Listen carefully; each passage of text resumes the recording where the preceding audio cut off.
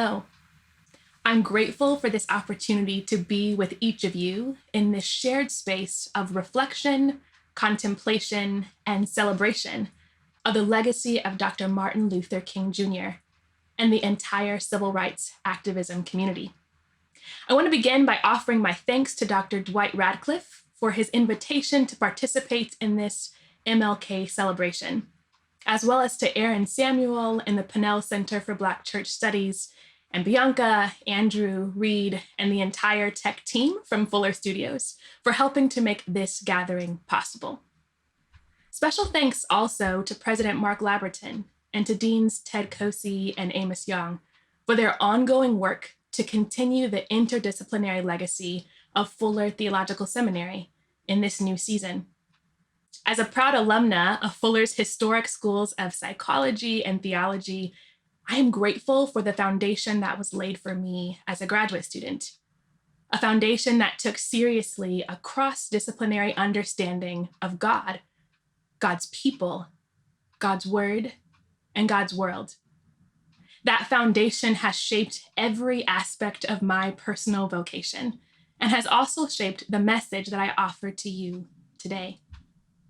So with this in mind, I begin by sharing that I am delighted to be here with you all. Although we are separated by time and space, the timeless nature of Reverend Dr. Martin Luther King's message binds us together in this period of human history. As I reflect on the nature of MLK's message, The Other America, I am struck by the remarkable specificity of Dr. King's historic context in 1967, as well as the continued relevance of his message for today. Dr. King's speech is socially located at a very particular period of both American and world history. This speech, offered in the wake of the full thrust of the American Civil Rights Movement and in the midst of the Vietnam War, is a call to action.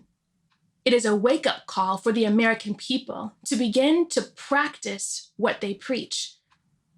That clarion call rings as loudly today as it did so many decades ago. In his speech, The Other America, Dr. King reminds his audience that the work of genuine equality is far more difficult to attain than the work of desegregation of school systems or the work of integration of neighborhoods. Ensuring that all aspects of the American population, especially the African American or the American Negro, have full and equal access not only to voting rights, but to the right for clean water, nutritious food, sustainable housing, and a living wage is, he declares, the natural outflow of the fullness of what the civil rights movement hoped to achieve. Dr. King notes that discussing the realities of Black people's access to food, shelter, and clothing is tied up in the complexity of the larger Black American experience of what he calls the triple ghetto. The ghetto of race, the ghetto of poverty, and the ghetto of human misery. Dr. King's attention to the connection between these three realities is a perfect example of the necessity of a relatively new term that has gained increasing attention in many academic circles, namely the term intersectionality theory. Dr. Lisa Boleg, a social psychologist, defines intersectionality theory as a theoretical framework that posits that multiple social categories, such as race, ethnicity, gender, sexual orientation, socioeconomic status, and the like, these social categories intersect at the micro level of individual experience to reflect multiple interlocking systems of privilege and oppression at the macro social structural level. This includes examples such as racism, sexism, and heterosexism. In other words, the word intersectionality is another way of affirming the reality that every aspect of our social location impacts our experiences on both an individual and a systemic level. Put another way, the burgeoning fields of intersectionality research have produced new language to describe an age-old reality, one that Dr. King directly addresses in this speech. The reality that what happens to our bodies always impacts our minds and our spirits. And of course, the reverse is also true. I'd like to take the rest of our time today to focus on the impact of these intersecting realities. As a scholar whose research foci lie at the intersection of psychology and theology, I'd like to help us dive a bit deeper into the realities that MLK began to explore in his message. This triple ghetto, the ghettos of race, poverty, and human misery, represent the intersections of many factors, including internal and external experiences and individual and systemic realities. The fact that Dr. King includes human misery in this sobering trifecta is a testament to the depth of pain that both racism and poverty can cause. And I want us to focus on that pain for a while. Research tells us that poverty, or the experience of a very low socioeconomic status, is correlated with a wide range of poor mental health outcomes. A study published by a team of medical doctors and public health researchers in 2018 stated the following: poverty is one of the most significant social determinants of physical health and mental health, intersecting with all other determinants, including education, local, social, and community conditions, race or ethnicity, gender, immigration status, health and access to health care, neighborhood factors, and the built environment, such as homes, buildings, streets, parks, and infrastructure. The mental health effects of poverty are wide-ranging and reach across the lifespan.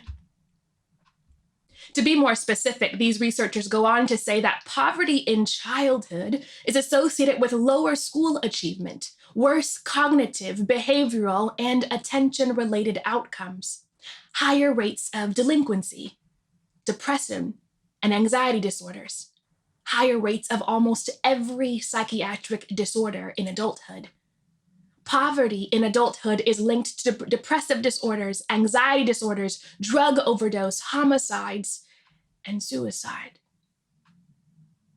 These realities are astounding and appalling. The individual and familial impact of poverty is far-reaching and severe. And it is important for us to acknowledge that these impacts are ongoing. Far too often, it is easier to be reductionistic rather than holistic in our assessment of reality. It is easier to look at a big and complex problem and to oversimplify. Psychologically speaking, this is a cognitive and emotional shortcut that we take to make the world feel less overwhelming to us. But unfortunately, this oversimplification of the reality of pain in all of its forms, not least of which is poverty, also oversimplifies the solutions that we come up with as well. The same research team mentioned above also emphasizes that poverty leads to mental health and developmental problems that in turn prevent individuals and families from leaving poverty, creating a vicious intergenerational cycle of poverty and poor health, both mental and physical. To highlight the complexity of the connections between poverty and emotional or psychological well-being just a bit more, the Substance Abuse and Mental Health Services Administration states that the relationship between mental illness and poverty is complicated. Poverty may intensify the experience of mental illness. Poverty may also increase the likelihood of the onset of mental illness. And at the same time, experiencing mental illness may also increase the chances of living below the poverty line. For those of us who have had the experience of changing income brackets, whether moving up from a working class family to a solidly middle class household, or moving out of an upper middle class lifestyle to a lower middle class or working class lifestyle because of changes in our financial circumstances, we are often able to pause and to reflect on the impact of this change in our financial circumstances, the impact that these changes have had on our emotional, mental, or relational well-being. For those of us who have moved into a more financially secure social class, we may be mindful of the following: a decrease in stress, worry, or anxiety connected to paying our bills, a decrease in a sense of helplessness, discouragement, and depressive symptoms because our hard work is finally paying off in a way that it never did before. For those who have experienced trauma or a genuine threat to our livelihoods or physical well-beings, then we have been able to move out of that traumatic environment, whether that traumatic environment was a neighborhood marked by community violence or a household marked by physical, sexual, or emotional abuse. When those who have experienced trauma move out, they may notice a change in symptoms that were once connected with post-traumatic stress disorder. Perhaps the triggers of loud noises, like the sound of firecrackers that remind you of gunshots, have decreased in your new neighborhood. Or if you've moved out of a family situation that was full of tension, whether that was arguing verbally or physical fights, if you've moved out of that situation into a more emotionally regulated environment, perhaps you've seen the decrease in your heart rate. Perhaps you've begun to breathe easier, to breathe more deeply. Perhaps you've noticed a change in your sleep. You are no longer sleeping at attention like you once did. The quality of your sleep has improved and you can breathe more easily. These three examples of changes in someone's experience of a mental health diagnosis, like generalized anxiety disorder or major depressive disorder or post-traumatic stress disorder, are all examples that are correlated with or connected to changes that can take place in one's emotional well-being because of a change in social class. In each of these examples, the ability to regain your emotional footing is impacted by your ability to gain financial stability. For those of you who may have never had any of these types of lived experiences before, hopefully these examples help to highlight for you the importance of understanding the connections that exist between income or access to material resources and mental health. I have offered these examples in order to emphasize the importance of what I like to think of as experiential knowledge or experiential understanding. Unlike intellectual acknowledgement of a fact, experiential knowledge of something shapes the depth of our awareness of reality. Anyone can tell you that living in poverty, that struggling to put food on the table or gas in the tank, or even to put $10 towards a growing credit card bill is painful and hard. But until you've touched these realities, until you've been impacted by them in an up-close and personal way, then the depth of these realities is almost impossible to fully grasp. I don't say this to suggest that everyone needs to give up whatever material resources they have in order to taste poverty. That isn't possible. And even if it was, the attempt to do so would simply be another sign of great privilege. But I do say this as a sobering reminder to all of us that our capacity to love, our capacity to love well and to care for the material, emotional, and spiritual needs of others, that capacity is wrapped up in our capacity to move beyond mere head knowledge to move beyond the facts. As followers of Jesus, our call, really the summation of our vocation, is summed up in the command to love our neighbors as we love ourselves. I am convinced that it is impossible to love those around us unless we understand the depth of their experience. My conviction about the necessity of our call to step into the pain of poverty and the messiness of mental health issues is confirmed when I look at the life of Jesus. In one of the most remarkable New Testament passages on the power of divine privilege, Philippians 2 tells us that Jesus chose to give up his access to the rights and privileges that he had as a member of the Godhead in order to take on human likeness. Jesus put on flesh and blood, and in so doing, he gained experiential knowledge of the depth of pain and human misery that Dr. King so aptly describes. The impact of Jesus' decision changed everything. It is because Jesus decided to take on flesh and to dwell among human beings, as John chapter 1 describes, that he is able to represent us in his high priestly or divine role as one who is able to sympathize with our weakness, as Hebrews 4:15. Not long ago, many of us took time out of our full schedules to celebrate the coming of Jesus to this earth. During the season of Advent, we quieted our hearts, even if only for 60 seconds at a time. And we reminded ourselves that God became a human being. The metaphysical mystery of the incarnation is that God became man. But the miracle of the incarnation is that God became Emmanuel, the one who dwells with us. One of the most famous prophecies related to the coming of Jesus is found in Isaiah chapter 53.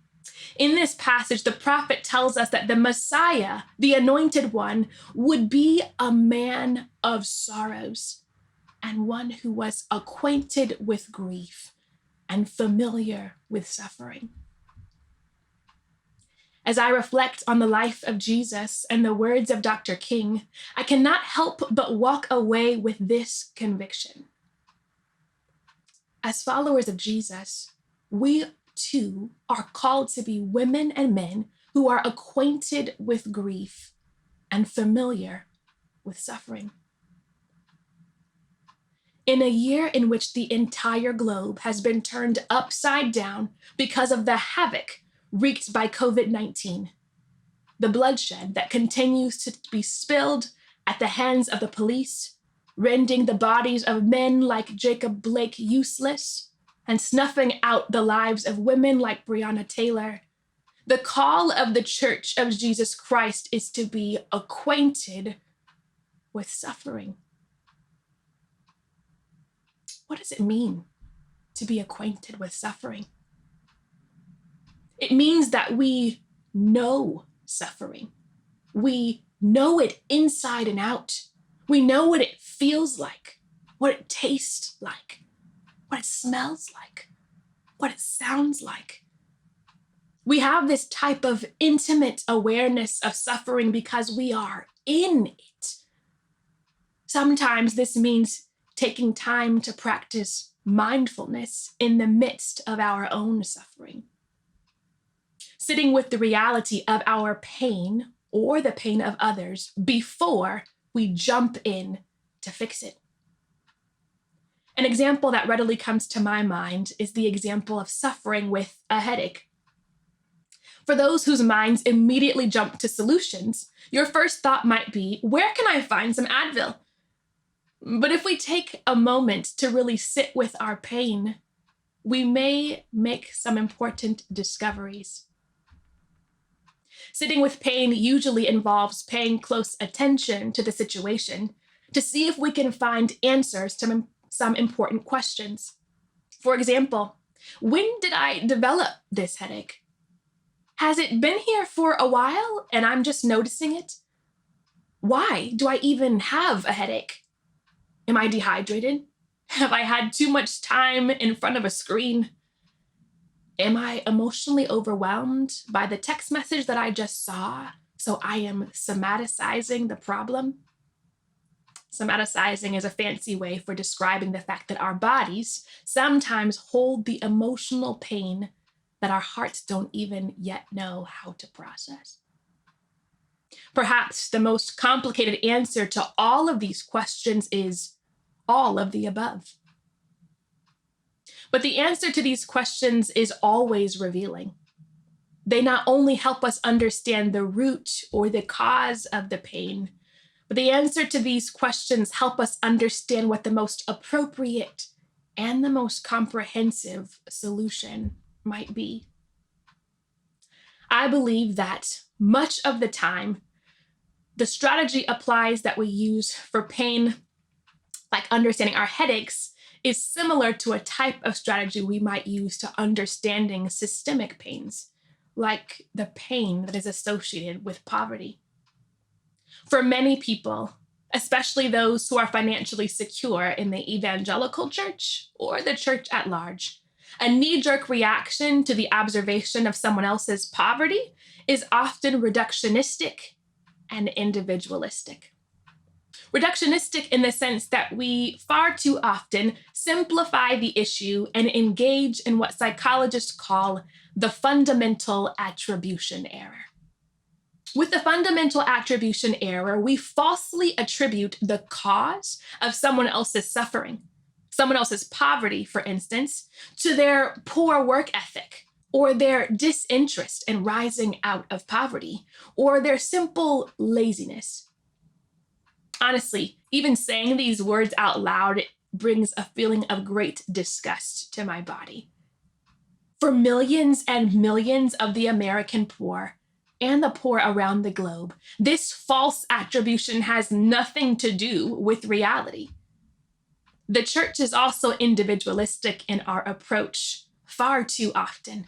When we overemphasize the importance of personalized, individualized care for those who are suffering, which of course is of great importance, to the exclusion of attending to the systemic needs that heighten the person's or the families or the community's experience of poverty. One way to combat this way of thinking and behaving is to move beyond the concept of, for instance, adopting a family for Christmas, a marvelous gesture, and to move to choosing to adopt a family for the year. Perhaps this adoption process is a more holistic way of meeting a family's entire set of needs. This adoption could include providing job coaching for parents, tutoring for children, bus tickets or gas money for the household, therapy for the dad who needs to process the racial trauma connected to the death of a loved one that he witnessed at the hands of the police in his neighborhood. And yes, perhaps even adopting that family involves purchasing gifts for the family for Christmas at the end of the year. But this type of systemic investment in a family is reflective of an intersectional understanding of their lived experiences. It marks a more complex understanding of pain and suffering, as well as a holistic understanding of health and healing. This type of communal intervention, when the whole church family steps in to meet the holistic needs of an entire household, this type of intervention plants the seeds of change that can lead to transgenerational healing and restoration. But this type of systemic change, this appreciation for the intersectional nature of human existence, requires taking a good, long look at pain. As humans, especially humans in the Western world, we really don't like to do this. For many of us, our coping mechanisms for pain are wide and vast. We ignore, deny, minimize, distort, and lie on the truth. It is easier to do things that way. And while I believe that our capacity to use coping mechanisms in the face of pain and suffering is actually a gift from God, I also believe that our ability to use coping mechanisms wisely and well is a skill that must be honed and a muscle that must be developed. Friends, while it is easier to ignore, deny, minimize, and distort pain, both our pain and the pain of others, I want to tell you that the way of Jesus is to look at pain in the eye, to face suffering head on. Our call is to acknowledge the fact that the pain of physical suffering is heightened because of mental and emotional suffering, and that the pain of emotional suffering is exacerbated by poverty and inequitable access to material, psychological, and spiritual resources. This is the truth. It is the deeply painful truth. But, my friends, it is only part of the truth. The other part of the truth is that we are Christ ambassadors. 2 Corinthians chapter 5 tells us that God, in his divine display of delight to partner with human beings, God has chosen to use us to further the divine mission. In 2 Corinthians chapter 5, Paul tells us that as the body of Christ, God is making his appeal to the whole world through us. The hope of the gospel, the good news of Jesus Christ that Dr. King preached and that you and I, as the Fuller community, have committed ourselves to live out in both word and deed. This good news is holistic in nature. The good news is that we have a God with experiential knowledge of pain and suffering, who wants to bring redemption and restoration that begins with this life here on earth and continues on into the age to come. This good news is that the pain of poverty and suffering is real, and God knows that. This is why in Jesus' inaugural announcement of his lordship, that he proclaims that the good news is specifically for the poor. This good news is not only for the spiritually poor, but it is for those who are materially poor as well. It is a declaration that the God who sees everything, who sees the ravishing nature of poverty, has sent his Son and his Spirit and his people to come in and to intervene. He has inaugurated his kingdom on earth, and we are witnesses to the ultimate freedom that will come when he returns. Beloved, this news is only good for those who realize how bad, how painful, how broken, how utterly hopeless the realities of this world are in the natural. And things are bad. The depth of poverty that is experienced by those all over the globe and by those right here in our midst, particularly the ongoing, complex, transgenerational, racially laden poverty that experienced by African Americans of slave descent today. This is a horrifying reality. It looks so ugly that many of us would rather shut our eyes to this reality. But, beloved, I am convinced that it is only as the church realizes the role that we have, the role that we're meant to play in ushering in this divine kingdom, a kingdom not only involving the saving of souls, but the assurance that there will be a quality of life, even here in this material body. That when the church realizes our role, then we are able to be the witnesses to this great and glorious news in the way that we are called to be. In the final section of Dr. King's speech, he says, "We must come to see that social progress never rolls in on the wheels of inevitability. It comes through the tireless efforts and the persistent work of dedicated individuals. And without this work, time itself becomes an ally of the primitive forces of social stagnation. And so, Dr. King says, we must help time. And we must realize that the time is always right to do right. Beloved, our response as the church is to do right. Our call is to act, not only to think or to talk or to study or to pray. Our call is to act.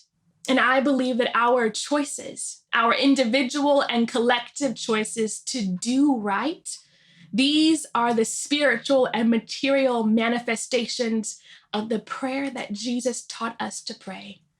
Your kingdom come, your will be done on earth as it is in heaven.